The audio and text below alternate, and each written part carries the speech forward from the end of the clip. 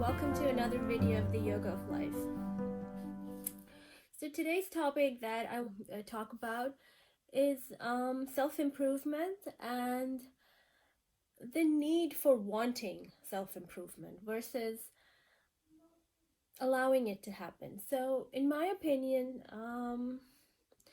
self-improvement is all about not wanting to improve, right? I mean, it kind of sounds counterintuitive or counterproductive in the sense that if you want to improve yourself, then why is letting go of the need to wanting self-improvement the path to self-improvement, right? I mean,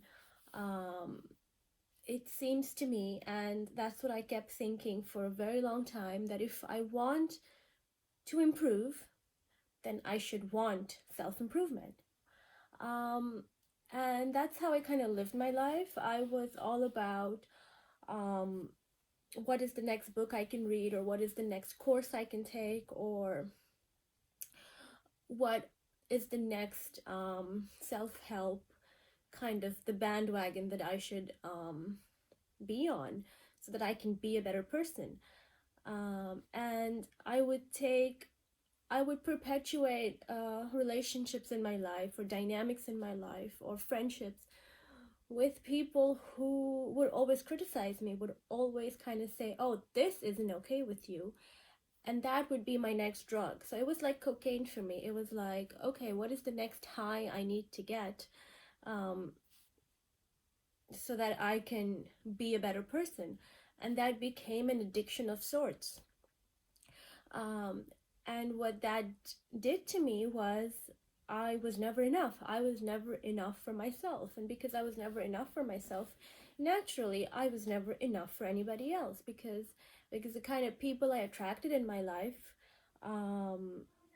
perpetuated that dynamic, which became a self-fulfilling prophecy for me. So over time, there was this sense of frustration, this sense of not knowing what I wasn't doing right. So I kept doing things right to the extent that I would suppress my feelings, I would suppress my emotions, or I would tailor them in a way that it would suit the other person or the situation. And in the process, what happens over time is that you lose a connection with yourself. There is this deep disconnect, and you don't even know why it's there, because you're always trying to improve. You're always reading the next book or the next course or the next path of study or the next travel that will lead to being a better version of yourself. But in the process, you don't allow yourself to become a better version. There's always pushing yourself to do something or to be better, and in that you kind of forget your essence. You kind of forget who it is that you are, and the fact that you already are better, you already are worthy, because you're trying and you're doing life just like everybody else. Over the past couple months, I've realized, and I guess that's been the huge shift why I've decided to record all these YouTube videos.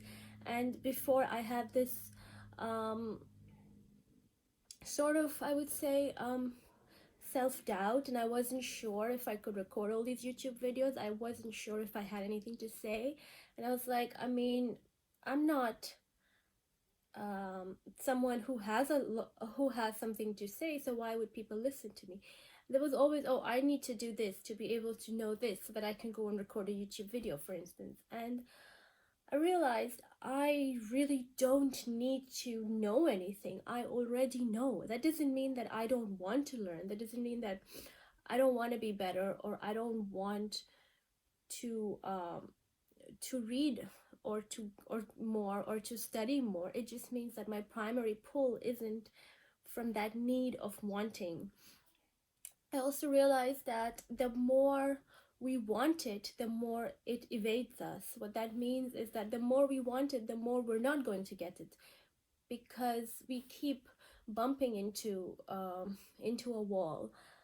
It's kind of like the metaphor that two fish were talking to each other, and one fish told the other fish who invented water, and the other fish was like, what is water, you know? So you are so much into your own head, into your own want or need for self-help, that you don't actually internalize or incorporate the lessons. You just kind of take it on as if it's a frantic need to know.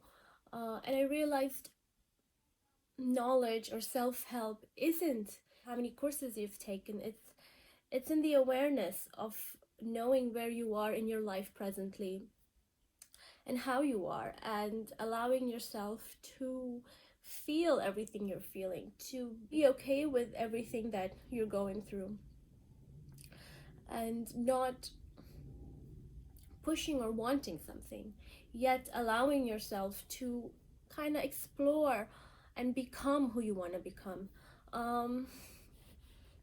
So what this wanting a self-help attitude does, it kind of, as I said earlier, there's a disconnect with yourself, because then you kind of lose the broader meaning of why you're doing what you're doing, and you're just kind of engaging in an autopilot motion kind of thing. It's just kind of doing the motions of self-help, and it becomes so autopilot in your brain that you're not mindfully aware of why you're doing what you're doing, which leads to a sense of bitterness, a sense of resentment over time, a sense of judgment towards self and others, criticism towards self and others, not being at peace with yourself where you are, and naturally not being at peace with how you are in the world.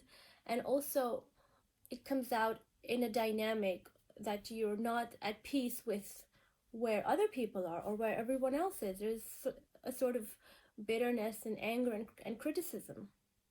And what allowing self-help does, or just the fact that you're allowing to be where you are in life versus this need of wanting it or pushing yourself, what that does, it consequently, it creates room in life to be able to breathe and to be versus to do. There's a sense of peace, a deep sense of knowing that wherever you are, you're okay. At the same time, knowing that you're resilient and you're resourceful and you're going to get through whatever it is that you need to get through, because the only person that you're trusting in that is yourself, and there is this deep connection to yourself, which allowing brings about, versus wanting kind of disconnects you.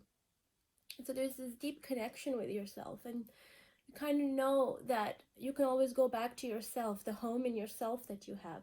There's compassion for self and compassion for the other person as well. There's this deep groundedness that would come, I would say, not because you know everything or you have multiple degrees or multiple PhDs or multiple masters. It's just this deep sense of knowing, this deep inner sense of peace, that you're okay with who you are, you're okay with where you are, and knowing that there is this inner emotional resilience that you have, that that you can rely on. So to kind of wrap it up, I'd just like to end with this, that self-help or any kind of greatness, love or money or success, it doesn't come with the next adventure or with the next $1 million in your bank account, or with the next I don't know, big love that you're gonna find with someone, or the next degree.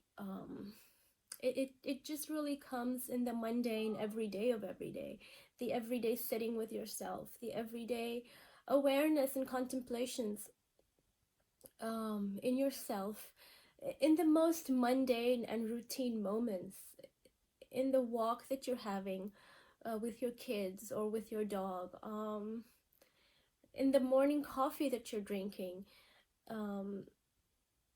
maybe. So it comes in the most mundane and routine moments, maybe when you're sitting in traffic or you're at the grocery aisle. It comes in the mundane everyday of every day. It comes quietly. It comes with a sense of calm and a sense of peace. Um, it comes with the routines of every day. It comes with the mundaneness of every day. Um, and internalizing that has really been an eye opener for me, because I don't feel the need to want to grow or to want to be better, because I already know I'm better. And instead, what that has done is that it has allowed me to become whoever it is that I want to become, allowing myself to pull from the deepest parts of who I am. And whoever that is I know is going to be is a great person already, because I'm connected to who I am, and because of that I'm vulnerable and I'm honest with myself. And at the same time, I have compassion for other people and compassion for myself. So it's this deep knowing in me, which brings a sense of peace. And my frantic